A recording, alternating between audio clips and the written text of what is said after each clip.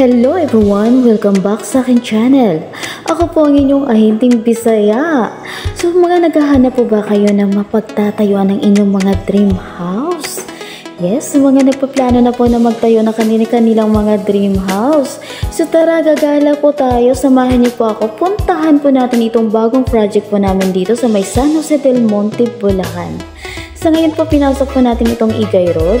Ito po ay C6 Road. So, magiging C6 Road po. Ito ay magtatagos po sa Montalban. Yan, mayroon po ditong, pwede po kayo mag-shortcut papunta ng Batasan. Pwede po sa may mag-shortcut papuntang Marikina. So, magtatagos po ito sa may Montalban. Yan. So, ito po, yan, babaybayin po natin. Madadaanan po natin itong mga malalaking subdivision po dito sa may Igay Road. Dire-diretsuhin lang po natin yan. So, napakabanayad, napakaganda po ng biyahe dito. Napakalawak po ng kalsada. Yan. So, dire-diretsuhin lang po yan. Siguro simula dito sa may Quirino Highway, halos mga 10 to 15 minutes drive lang po papunta po dito sa ating bagong pinuksang lote. So, tara, gagala po tayo. Samahan niyo po ako dito. As in, napakadali lang po puntahan. Madadaanan mo po itong Universal Studio po ng ABS-CBN. Yan, makitang-kita nyo po yan. Napakalaki po yan dito. Yan. So, ito po ay matatandaan nyo. Tandaan nyo lang po yan. Dire-diretsuhin nyo lang po yan. Bago nyo po marating itong aming lote po dito na binuksan. So, napakarami na po mga nag-invest po dito ng mga artista. Siyempre, in the future po talaga, as in madi-develop at ma-develop. Ito nga, develop na po yung area na to. Kasi, sa katagalan po, halos yung mga nakatayo na po dito sa may gilid ng mga kalsada na to, puro na talaga yan commercial. Ayan, may mga gasoline station na po dito. Dati po, nagtitripping kami dito, mga kakahuyan pa po dito. So, hindi mo akalain na ganito na po siya kaganda. So, kung umiiwas po kayo ng traffic, dito po kayo dumaan yan. May school po, halos mga 5 minutes drive na lang po, papunta po sa ating lote. Yan. So, napakaganda.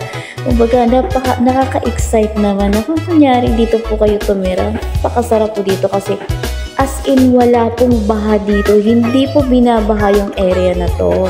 So, ito yung pinaka-importante sa lahat na pagka iniwan mo yung family mo, panata yung loob mo na safe po sila. Yan, yung nanay nyo, mga anak nyo, kumbaga asawa nyo, pag iniwan nyo po dito sa dito pagka nagtayo kayo ng bahay. So, dito na po tayo liliko, diba? Sobrang lapit lang.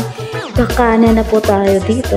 Mararating na po natin itong binuksan po namin project dito. Ito po yung residential, commercial.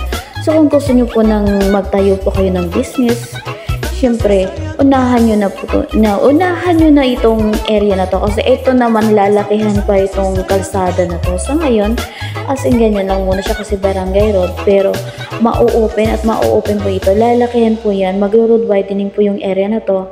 Kaya, posible po na lalaki po yung kalsada dito. Sa ngayon, mura pa siya. Kasi nakikita nyo, ganyan pa yung itsura. Pero mga ilang, taon lang ang lilipas.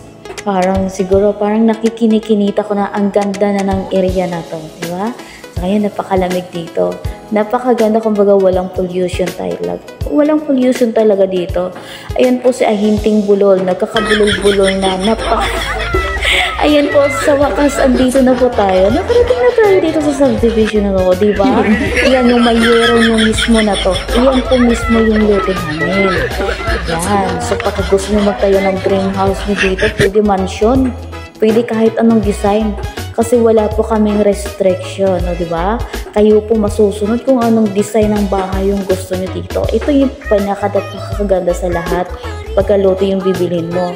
Ito naman, yung magiging kalsada po dito ay 6 meters wide. So, yung pinaka-frontage dito, yan yung frontage po ng commercial lot. Yan. So, pagka gusto nyo pang humabol, kasi marami na pong nag-reserve po dyan. Yan. Sa mga hindi pa po, sa mga bago pa po sa aking channel, paka-subscribe nyo naman po. Saka, pakipindot nyo naman ng notification bell po dyan. Thank you!